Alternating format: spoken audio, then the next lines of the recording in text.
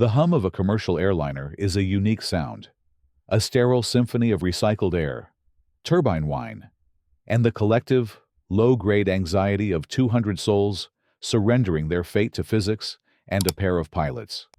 For most, it's background noise. For me, it was a beast I had to tame. I'm not a fan of flying. It's a necessary evil, a controlled fall through the stratosphere that my logical brain accepts, but my primal instincts reject with every dip and shudder. My coping mechanism, developed over years of business travel, was a simple, rigid ritual book seat, 7A. The window seat just forward of the wing on a Boeing 737. It was my anchor. From 7A, I could see the flap adjustments, feel the reassuring rumble of the landing gear deploying. I could press my forehead against the cool acrylic and watch the world shrink and expand. A silent, predictable ballet that kept the panic at bay. This flight was different. It wasn't for business. It was a panicked, last-minute booking to Denver. My sister, Sarah, had been in a climbing accident. The call from her husband, his voice frayed and thin, had been short on details and heavy on fear.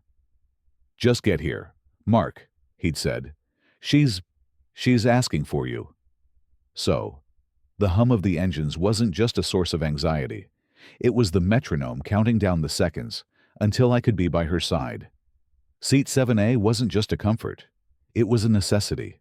The one tiny piece of control I had in a world that had suddenly spun off its axis. I had settled into my seat, my worn leather messenger bag tucked neatly under the seat in front of me, my noise-canceling headphones ready. I was early, another part of the ritual. I watched the other passengers trickle in, a river of humanity in travel pillows and tracksuits. And then, I saw her. She wasn't just a passenger. She was an entrance, probably in her late 40s. She was dressed in what I could only describe as aggressively luxurious athleisure wear, a cream-colored cashmere sweatsuit that likely cost more than my mortgage payment. Her face was a masterwork of subtle cosmetic procedures, framed by a mane of honey-blonde hair that seemed to defy the dry cabin air. Beside her, trailing like a pilot fish, was a younger man of about 20, presumably her son, whose bored, entitled expression was framed by a designer hoodie and the ever-present glow of a smartphone he was holding up like a religious icon. They stopped at my row. "Excuse me," the woman said, her voice smooth, but with an undertone of unshakable command. It was the voice of someone who had never been told no in a transaction. Her eyes flicked from me to the window, then back to me. "I believe you're in my seat." I blinked, momentarily confused. I double-checked my boarding pass. "I don't think so," I said politely. "I'm in 7A." "Yes, I can see that," she said, a tight, patronizing smile gracing her lips. "But I need the window seat. I booked a window." "This is the window seat," I stated, the obviousness of the sentence hanging in the air. Her smile didn't falter, but her eyes hardened. "Let me rephrase. I will be sitting there. My son, Chad, is in 7B, and I am in 7C. Clearly, that won't do. I get dreadful vertigo if I can't see the horizon. It's a medical necessity." Chad, without looking up from his phone, mumbled, "Mom's a total mess if she can't get her gram shots of the wing." The woman shot him a venomous glare that could have melted steel, before instantly recomposing her serene facade as she turned back to me. "My son is joking. Of course. It's a genuine medical issue. So, if you would just be a dear and swap with me for my aisle seat, we can all get settled." This was the moment. The first turn in a path I didn't ask to walk. Every fiber of my being screamed with the need for that window. The thought of being trapped in a middle or aisle seat, blind to the mechanics of the flight, while my mind was already a maelstrom of worry about Sarah, was unbearable.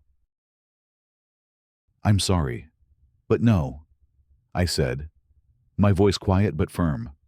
"I understand, but I specifically booked this seat for my own reasons. I'm afraid I can't move." The mask of serene superiority dropped. It wasn't a dramatic shattering, but a subtle, chilling shift. Her jaw tightened. The smile became a bloodless line. It was like watching a predator realize the gazelle wasn't going to politely lie down and offer its throat. "I don't think you understand," she said, her voice dropping an octave. "I am not asking you to move. I am telling you, it's a simple matter of courtesy. A gentleman would recognize the needs of a lady and accommodate her. It's an unwritten rule." My mind, a place I usually reserved for deconstructing complex data systems and identifying digital threats, suddenly supplied a label for her argument: appeal to social convention. It was a classic manipulation tactic, framing a demand as a test of the target's character.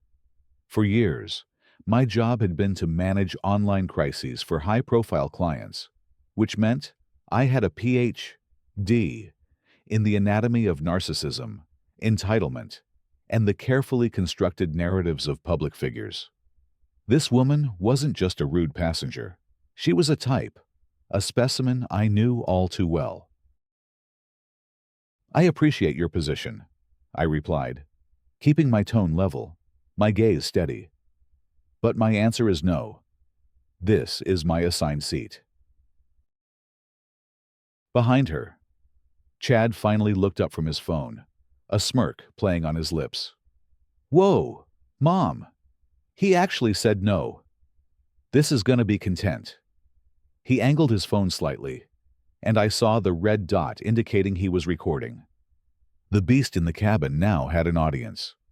My quiet, desperate flight to my sister's bedside was about to become a spectacle. The initial standoff over the seat was merely the opening salvo in what was rapidly devolving into a psychological war. Eleanor, as I would soon learn her name, did not take rejection well. Having failed in her direct assault and her appeal to a non-existent chivalric code, she shifted her strategy. She would not win by force, so she would attempt to win by attrition, by making my occupation of seat 7A so unpleasant that I would surrender it just for a moment's peace. She squeezed past me into the aisle seat, 7C, with an exaggerated sigh, leaving her son Chad to take the middle seat between us. The plane was still boarding, but my small row had already become a pocket of suffocating tension. "I simply cannot believe the lack of basic human decency," Eleanor began, her voice pitched just loud enough for the passengers in the surrounding rows to hear clearly. She was no longer speaking to me, but to the cabin at large. In my day, people had consideration for one another. A simple request, for a genuine medical condition, and this young man just stonewalls. Utterly selfish. Chad snickered, his thumbs flying across his phone screen. "Told you he was a beta. Mom, no class."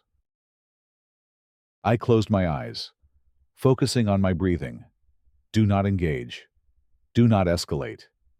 It was the first rule of crisis management. When dealing with an irrational actor, logic is gasoline on a fire. They don't want a solution. They want a reaction. A reaction is engagement, and engagement is validation. I pulled out my noise-canceling headphones, a clear signal that the conversation was over. But Eleanor was a master of siege warfare.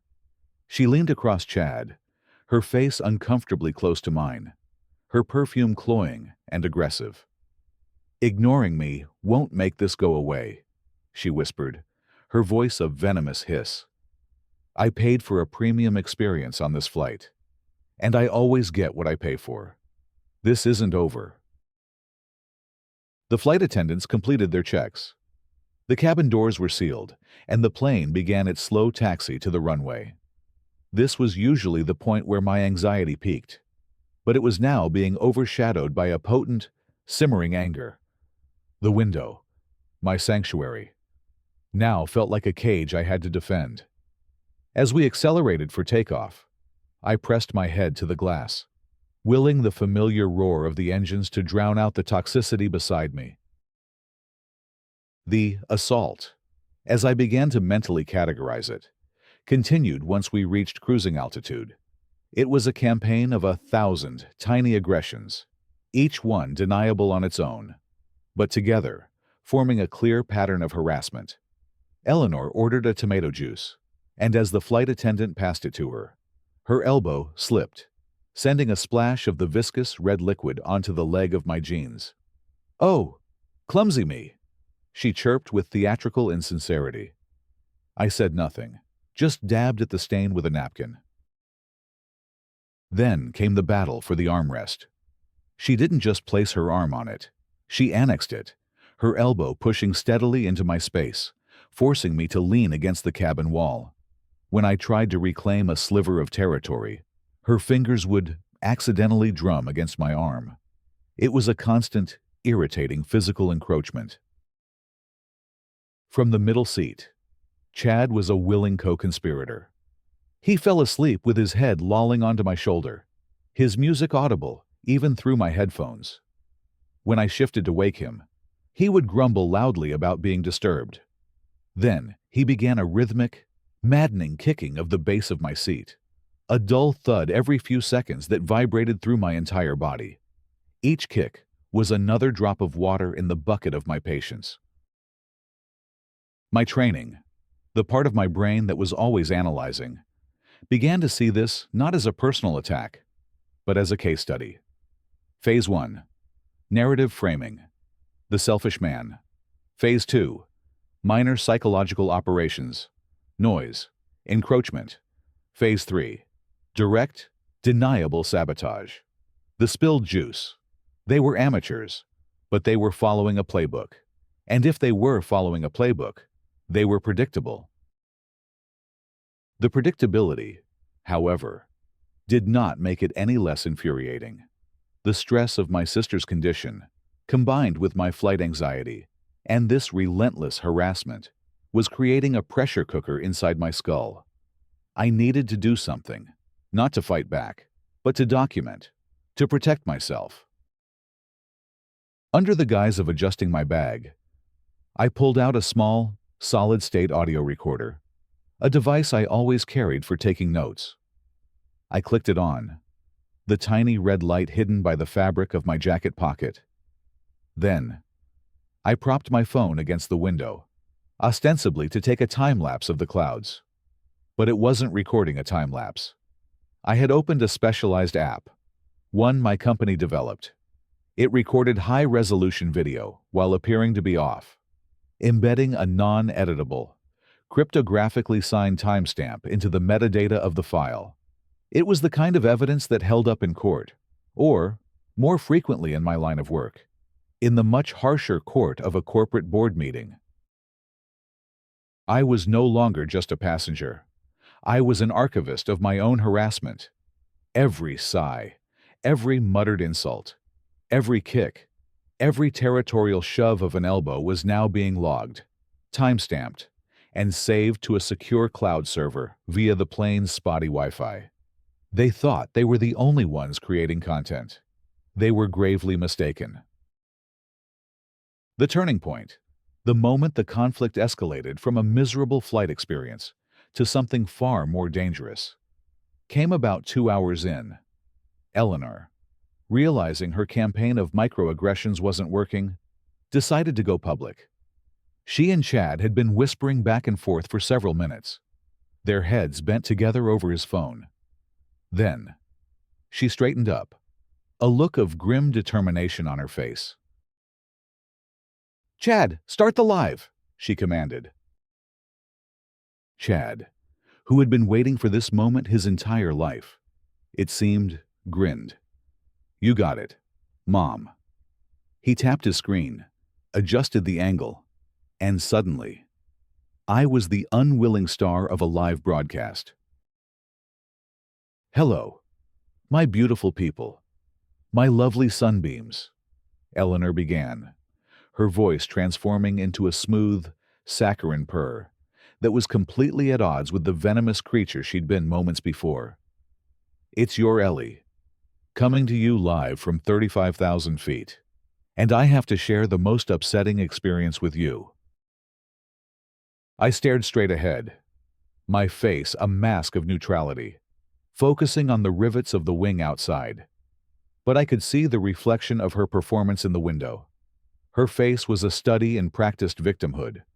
Her eyes were wide with feigned disbelief. Her mouth turned down in a perfect, trembling frown. "As you all know," she continued, "I suffer from terrible, debilitating vertigo. It's something I've been very open about with all of you." She placed a delicate hand on her chest.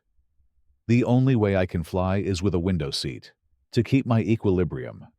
I booked one, of course. But when I got on the plane, this man—" She gestured vaguely in my direction, without actually showing my face on camera. A clever way to avoid an immediate terms of service violation was in my seat, and he has refused to move. Chad panned the camera down to my pants, helpfully showing the tomato juice stain. "He was super rude about it. Guys," Chad chimed in, playing the role of the loyal son. "And then he, spilled his drink all over himself. Kinda weird." Narrative inversion. My brain supplied? Classic. Accuse the target of your own actions. Eleanor leaned in, her voice dropping to a conspiratorial hush. "I asked him so nicely. I explained it was a medical issue, but he just shut down. He put on his headphones, gave me this horrible, cold glare. Honestly, sunbeams, I feel a little unsafe. He has such an aggressive energy. You just don't expect this kind of misogyny, this absolute lack of compassion, in this day and age." The comments, I could see in the reflection, were starting to scroll by on Chad's phone. A waterfall of outrage on her behalf. "OMG Ellie, that's horrible. What a monster, kick him off the plane. Men are trash. We're here for you. Queen." She was brilliant at it. I had to admit. She was monetizing her entitlement, turning her manufactured grievance into engagement. She was building an army of online strangers and pointing them squarely at me. The feeling of being watched by the passengers around me intensified. I could feel their eyes on me, their whispers. A woman across the aisle shook her head in disapproval. An older man 2 rows up, twisted in his seat, to get a better look at the monster of 7A. In the space of 90 seconds, I had been tried and convicted as a public menace, a misogynist, a threat. The cramped metal tube of the airplane had become an echo chamber, and I was the target of its reverb. My phone buzzed in my pocket. It was a text from a colleague in my firm's New York office, a woman named Jessica, who was one of the sharpest social media analysts I knew. The text was simple and chilling. "Mark, what the hell is going on? You're trending on Twitter. Plain man. And it's not good." Attached was a screenshot. It was a tweet from a popular gossip blogger, influencer Eleanor Vance, Ellie Sunbeam, currently being harassed on a flight to Denver by an unidentified man who refuses to give up his seat and is acting aggressively. She's live on Instagram now. This is unacceptable. The fire was spreading. Eleanor wasn't just slandering me to the 200 people on the plane.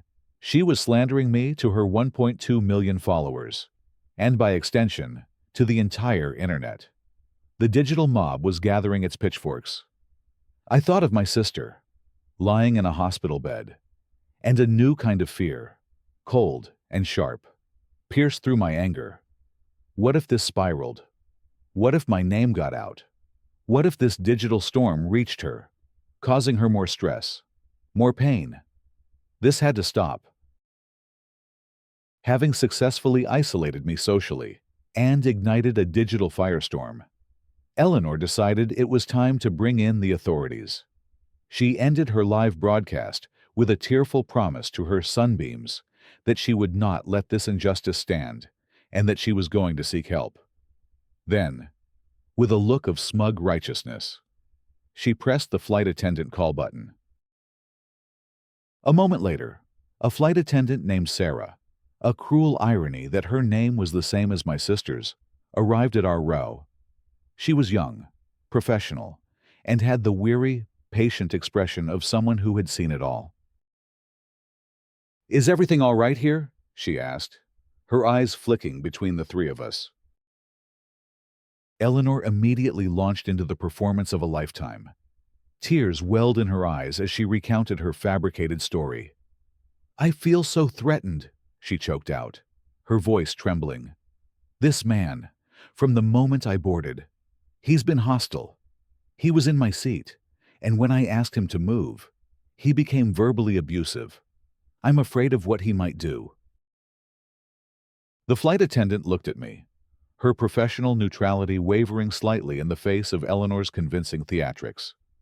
"Sir, is there a problem?" This was the critical juncture. React with anger, and I would confirm Eleanor's narrative. Stutter or get defensive, and I would look guilty. I took a slow breath, unhooked my headphones, and looked the flight attendant directly in the eye.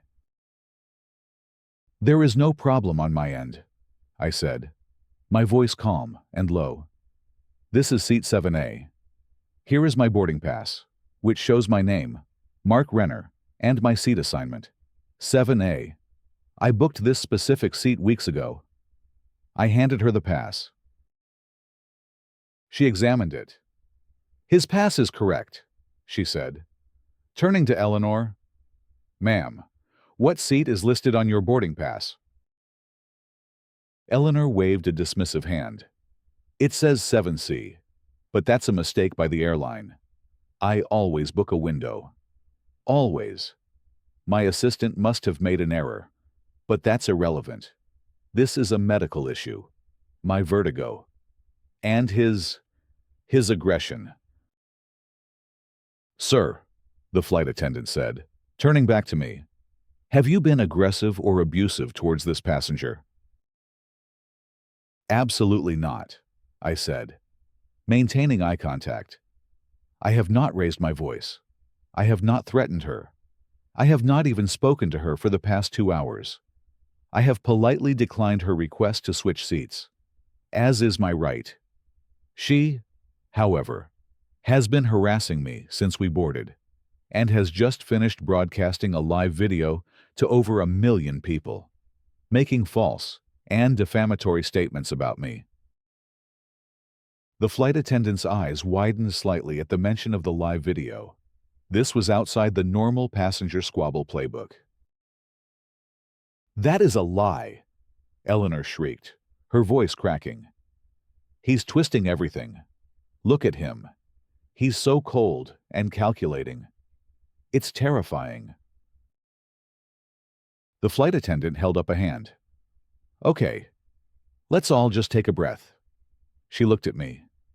"Sir, I understand this is your assigned seat, but for the sake of de-escalating the situation, would you be willing to move to another seat? We might have another window seat available further back." It was a tempting offer, a simple way out of this airborne hell. But I thought about the principle of it. I thought about the digital mob she had sicked on me. Surrendering the seat now would be an admission of guilt. It would validate her entire narrative. It would be handing a victory to a bully. And then I thought about Sarah. My sister was a fighter. She was the most stubborn, principled person I knew. She would never back down from a bully. The thought gave me a sudden surge of resolve. "No," I said, my voice unwavering.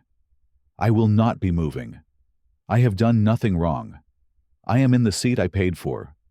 If this passenger is causing a disturbance, then she is the one who should be dealt with, not me. The flight attendant was in a difficult position. She had one passenger following the rules and another making a scene.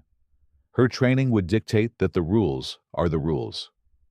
She turned to Eleanor. "Ma'am, I am sorry, but I cannot force another passenger to give up their assigned seat. Mr. Renner is within his rights. I need you to please remain calm for the duration of the flight. If the disturbance continues, the captain will have to be notified." The look on Eleanor's face was a mixture of incandescent rage and utter disbelief. She had been denied. The system, the authority she had tried to weaponize, had not bent to her will. The flight attendant gave me a small, almost imperceptible nod of understanding, and moved on. The defeat sent Eleanor into a silent, simmering fury. The mask was gone completely now, replaced by a tight, reptilian stillness. She sat bolt upright in her seat, her hands clenched into fists in her lap. The veneer of the serene wellness guru had been sandblasted away, revealing the raw, unadulterated narcissist beneath. Chad, seeing his mother's failure, looked both disappointed and nervous. The content stream had dried up. He mumbled something to his mother, who just shook her head curtly. For a while, there was silence, but it was a loud, menacing silence, filled with the promise of further escalation. She had played her hand and lost. Now, she would look for a new, more dangerous game. She found it by leaning over to the passenger in 8C, a woman who had been avidly watching the entire drama unfold. Eleanor began whispering, her words too low for me to hear, but her gestures were clear. She would point at me, then touch her heart, then mime fear. She was continuing her slander campaign, one passenger at a time. But I knew the real danger was now digital. My name was out. Mark Renner. She had heard the flight attendant use it. I watched as she took out her own phone, and her fingers began to fly across the screen, not with the casualness of scrolling, but with the focused intensity of a search. She was Googling me. My stomach clenched. This was the moment of truth, the point where the digital and the real worlds were about to collide with devastating force. I had a fairly minimal public footprint, but my professional life was another story. My company, Digital Crisis Resolution, had a website. My bio was on it. It listed my specialty, managing and neutralizing online threats for high-profile individuals and corporations. I saw a flicker of recognition in her eyes, followed by a slow, venomous smile that was far more terrifying than her performative tears. She had found my employer. She believed she had found my weakness. She thought she had just found the kill switch for my life. Eleanor leaned across Chad again, her face inches from mine. The cloying perfume seemed to suck the oxygen from the air. Her voice was a low, triumphant whisper, a stiletto of sound meant only for me. Mark Renner, she breathed, tasting the name. Founder of Digital Crisis Resolution. How deliciously ironic. You help famous people with their little online problems. Her eyes glittered with malice. You think you're safe because the flight attendant took your side. You think you've won. I didn't respond. I just looked at her, my heart rate steady, my expression unreadable. My training had taught me that in a negotiation with a bad faith actor, the one who speaks first loses. Here's what's going to happen. Mark, she continued, her voice dripping with poison. My sunbeams are already furious. My story is already out there. But it's about to get a whole lot more specific. I am going to write a post. A long, detailed, very emotional post. I will name you. I will name your company. And I will tell my 1.2 million followers, and the dozens of journalists who follow me, that Mark Renner, the so-called crisis manager, is a man who verbally abuses and terrifies women on airplanes. She paused, letting the threat hang in the air between us. I will paint a picture of you so vile, so toxic, that no corporation in its right mind would ever hire you to protect their image again. Who wants a crisis manager who is the crisis? Who wants an expert in online reputation, who has the worst reputation of all? This was it, the final escalation, the direct threat to my livelihood. It wasn't about a seat anymore. It wasn't about her ego. This was extortion. This was a direct, targeted attack designed to ruin me professionally and financially. She was threatening to burn down the entire life I had built, all because I wouldn't give her a window seat. Your clients will drop you, she hissed, her smile widening as she saw the gravity of the threat land in my eyes. Your company will be radioactive. Your name will be mud. By the time this plane lands in Denver, your career will be over. All because you couldn't do the decent thing. Was it worth it? Mark. Was this little seat worth everything? She leaned back, smug and triumphant.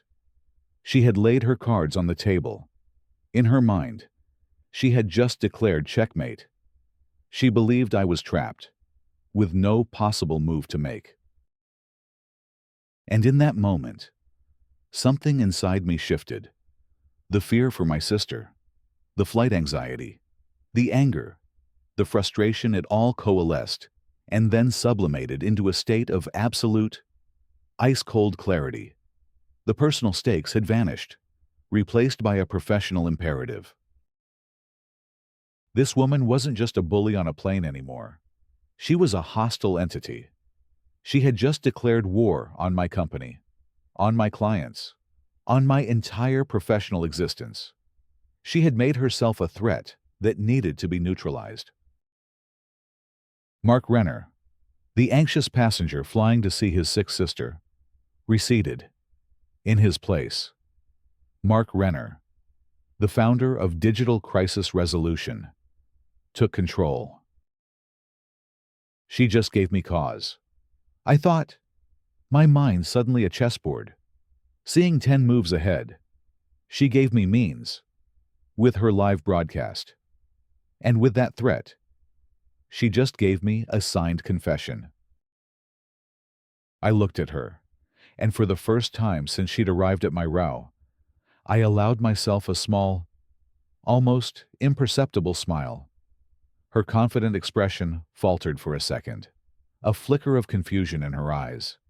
She had no idea what was coming. She thought she was the storm. She was about to learn that I was the storm shelter, the lightning rod, and the weather station that saw her coming from 1,000 miles away. The game was on.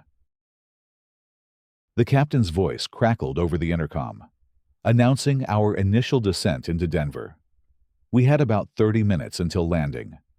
For Eleanor, this was the final countdown to her victory. For me, it was the window to execute my counter-strategy. She was furiously typing on her phone, her brow furrowed in concentration.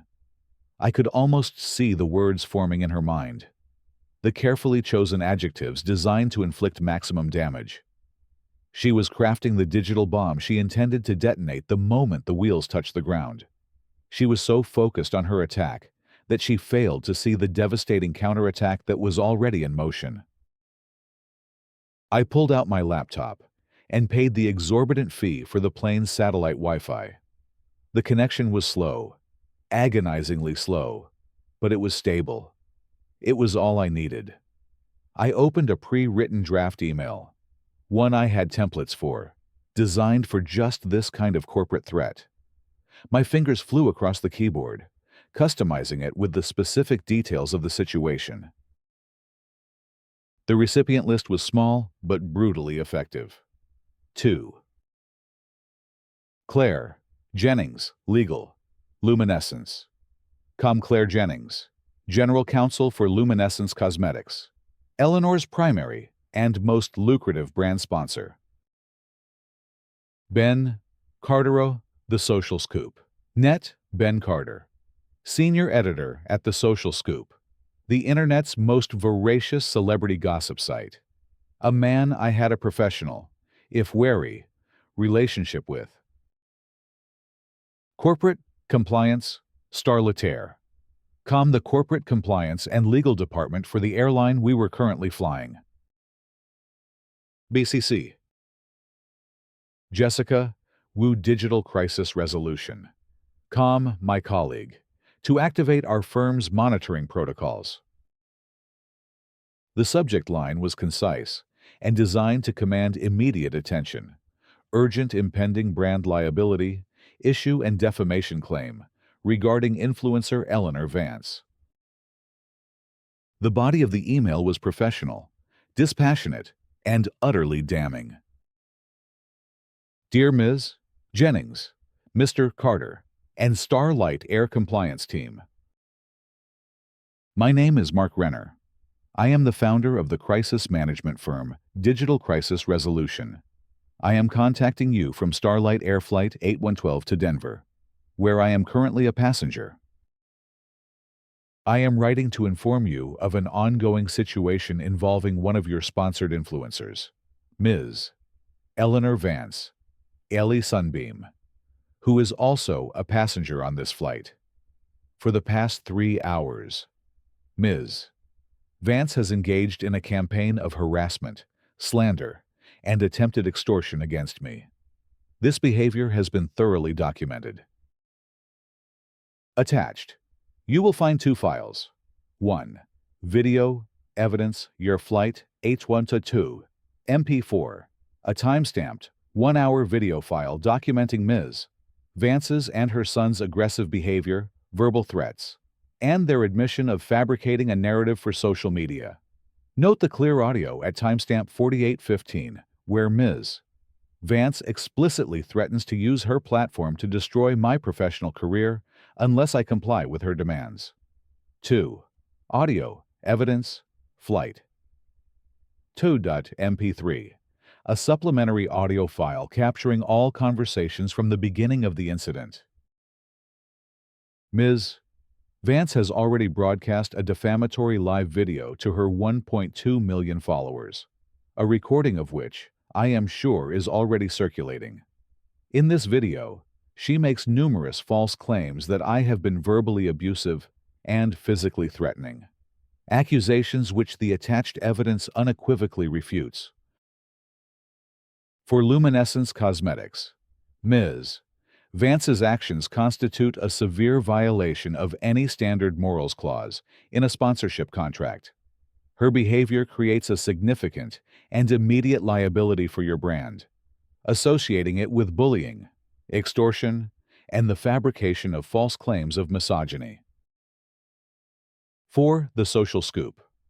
Ben. This is the raw, verifiable evidence of a major influencer's career, self-immolating in real time. My video contains her explicit threat. It is the other side of the story that is currently trending. I grant you exclusive use of the attached evidence, provided the context of her extortionate threat is made clear. For Starlight Air, Ms. Vance's behavior represents a serious violation of your passenger conduct policies. The swatting of a flight attendant with false claims and the deliberate harassment of another passenger create an unsafe and hostile environment. The evidence of her actions is clear.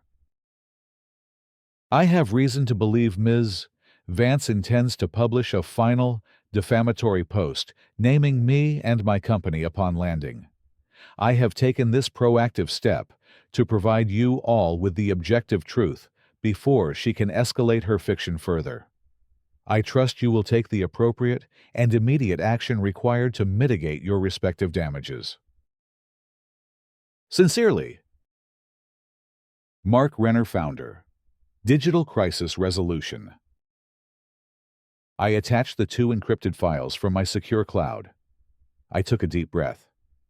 And I clicked Send. The email, with its large attachments, took a full 3 minutes to upload over the sluggish connection. 3 minutes, where I watched the progress bar crawl across my screen. Eleanor was still typing, a cruel smirk on her face. She was composing my professional obituary. The moment the email sent, I closed my laptop.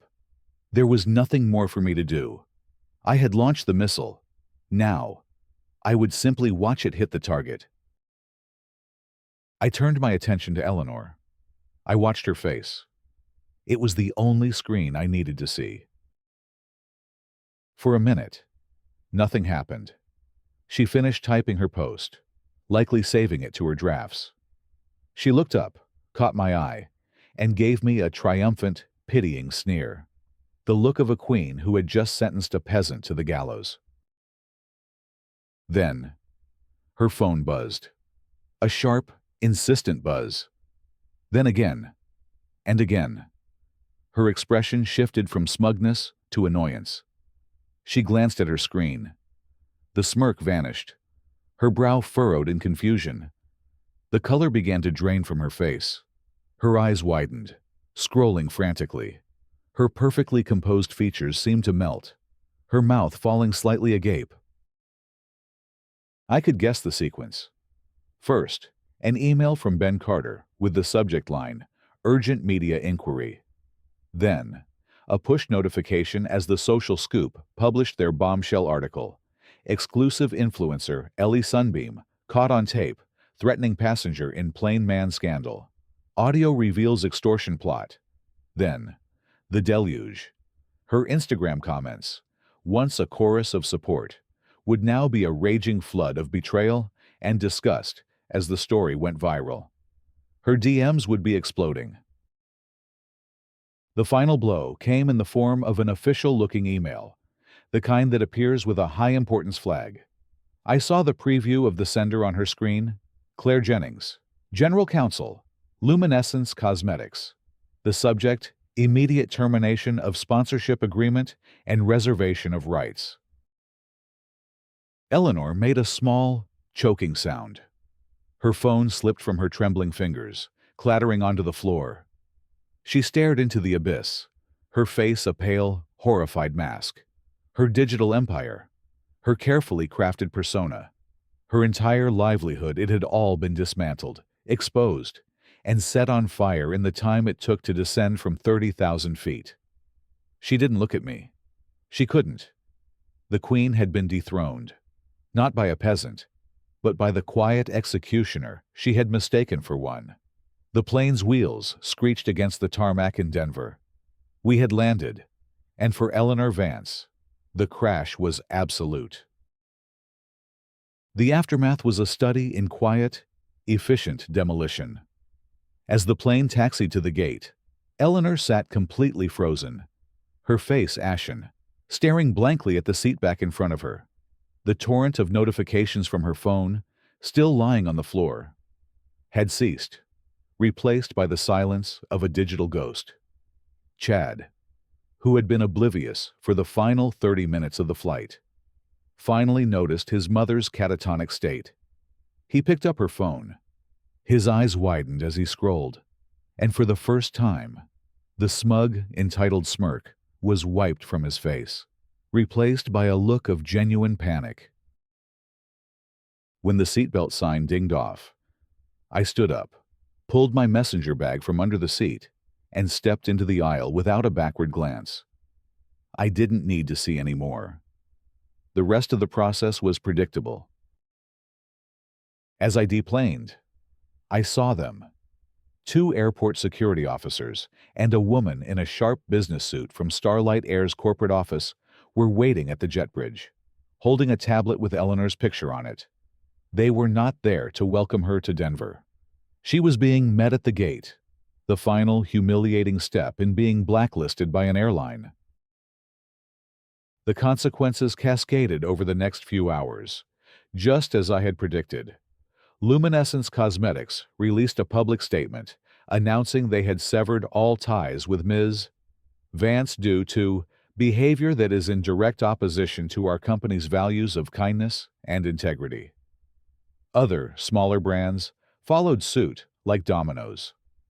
The Social Scoops article, complete with excerpts from my audio and a description of the video, became the #1 trending story on every social media platform.